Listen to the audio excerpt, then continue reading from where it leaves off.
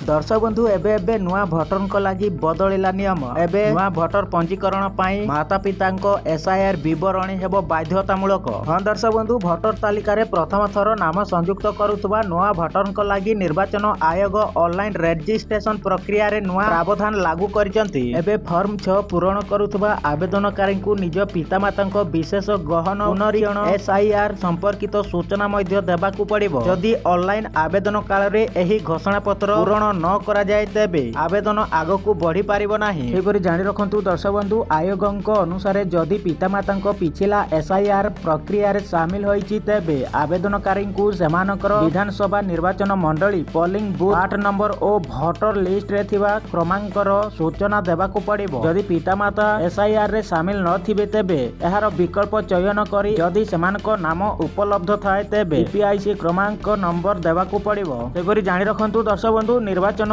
आयोगक कहवा कथा हेउची एहा द्वारा नुआ भोटर परिचय सत्यापित करिबारे सहज हेबो एवं अनेक मामला रे अतिरिक्त कागज पत्रर आवश्यकता मध्य कम पड़िबो। एपरि जानि रखंतु दर्शक बंधु आयोग एहा भी दोहराउचंती जे एसआईआर उद्देश्य योग्य भोटर को शामिल करिबा एवं मृत नकली स्थानांतरित तथा विदेशी भोटर को नाम हटाइबा।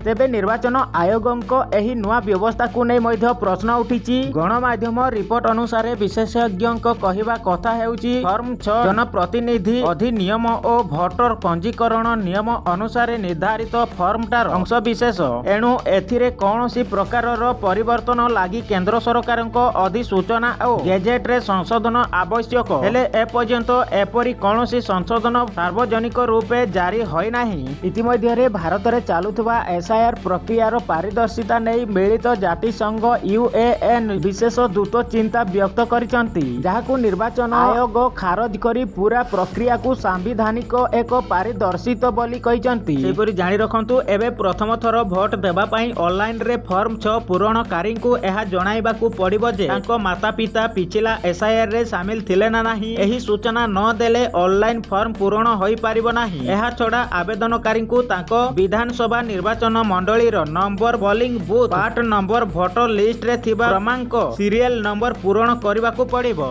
एभली परिस्थिति रे आवेदनकारी को संपर्कित विकल्प बाछिबाकू पड़िबो ओ माता पितांको नाम तथा उपलब्ध थिले सेमानको ईपीआईसी भोटर आईडी नंबर देबाकू पड़िबो। आयोगक कहवा कथा हेउची एहा द्वारा नुआ भोटरक परिचय सत्यापन करिबा सुगम हेबो ओ आवेदन सहित अतिरिक्त कागज पत्र कम जमा करिबाकू पड़िबो। तेबे आईन विशेषज्ञक कहवा कथा हेउची फॉर्म 6 फॉर्मेट आईनता निर्धारित। एपरि जानि रखंतु एथिरे कोनोसी प्रकारर परिवर्तन पई केंद्र सरकार अधिसूचना जारी करने सह एथिपाई गेजेट रे संशोधन करने आवश्यक 18 वर्ष पूरण करी प्रथम थर भोटर रे देउथिबा युवा वर्गन को एबे निजर माता पिता पुराना एसआईआर रेकर्ड रो सूचना संग्रह करने को पड़िबो। जेउमानक पाखरे एही सूचना नथिबो सेमाने किपरि आवेदन करिवे से नै निर्वाचन आयोग एबे स्पष्ट निर्देश जारी करि नाहांती।